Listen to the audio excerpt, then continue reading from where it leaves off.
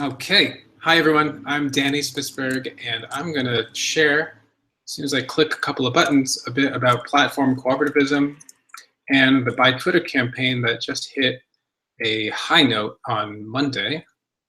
So bear with me. All right, here we go. Buy Twitter builds on something really important, which is this public utility many of you know and love. And as far as I can tell, this is sharing. Just one sec. Okay. See how this works. So we've got Twitter on the one hand, looks like social movement, uprising, people's voice, and on the other hand, it looks like a complete toilet. And I'm sure all of you who have used Twitter or even come close to it know a little of both. You've probably seen it in the news, but what was really important in the last little while was, since the fall, the share price has been down, also in the toilet. From IPO of like around $50, $60, it's now down at 16, 17 at the most. And as per usual, the company impulse was pretty predictable. We asked, well, look, if Silicon Valley can disrupt whole industries, why not innovate with company ownership too? Do something novel and original and maybe even democratize the platform. That wasn't what Twitter was thinking. They were looking at, according to reports, sales to Disney or to Salesforce or other major companies that could acquire them. Many of you know Nathan Schneider.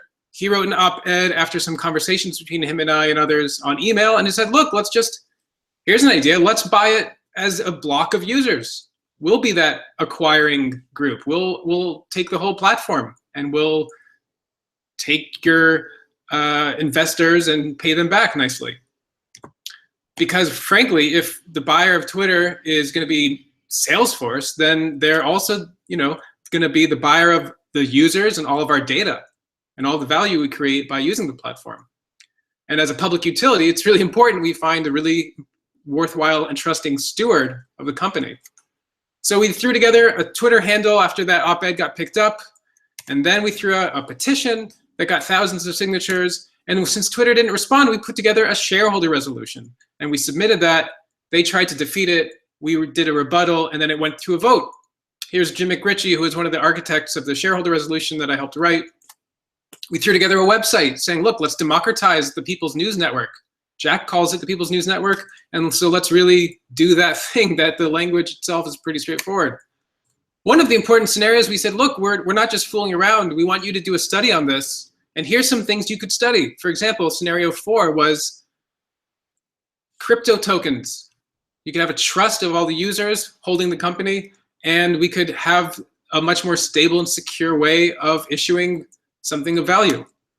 Interesting, a lot of shareholders didn't quite like this or our proposal at large. They said, look, we wrote an FAQ, lady, this woman, Teresa, in New York, and she says, I don't want to read it. Just give me money, money, money, money, and then you'll get my shares.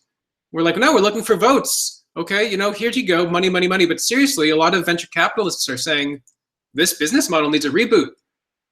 And she's like, okay, well, what's your bid per share? Not what we're trying to do. Our proposal was to study options like blockchain-backed ownership. A lot of other people, though, they loved it, and they riffed on our emoji fanfare, and they did vote in favor of our proposal. And a lot of other groups like Financial Times said, well, it's worthy of consideration. Wired magazine said, oh, it makes perfect sense. And we got picked up a lot all over the world. Jim came to town. Here he is, our shareholder resolution submitter.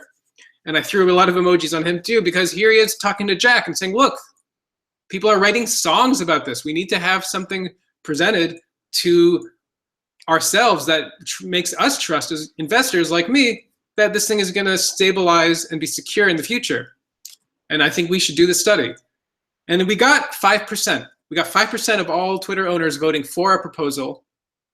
That means we're over the 3% threshold. We can come back next year. But after the talk that Jim gave and after the meeting, Jack came up to us and said, yeah, okay, this is interesting. I've never heard of cooperatives. I've never really heard of democratic ownership. Maybe we should talk.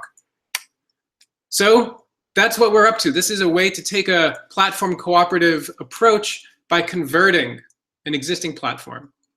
A lot of startups out there have great ambitions to replace TaskRabbit or Lyft or whatever, and they're going up against monolithic, monopolistic companies. We're saying, you know what, we can flip some companies inside out by taking this kind of subtle and simple route of proposing they do a study of their alternatives. So this is what we'll be up to in the coming year. And importantly, with Teresa, who's very financially invested in Twitter, there's also emotional investment that she has because she keeps talking to us. So for me personally, my work over the coming year is looking at what is the financial and emotional ownership and the investment people make in a regular corporate platform that could be raised to higher levels, both in a cooperative alternative. Thank you. I'm gonna hit another couple of buttons and send this over.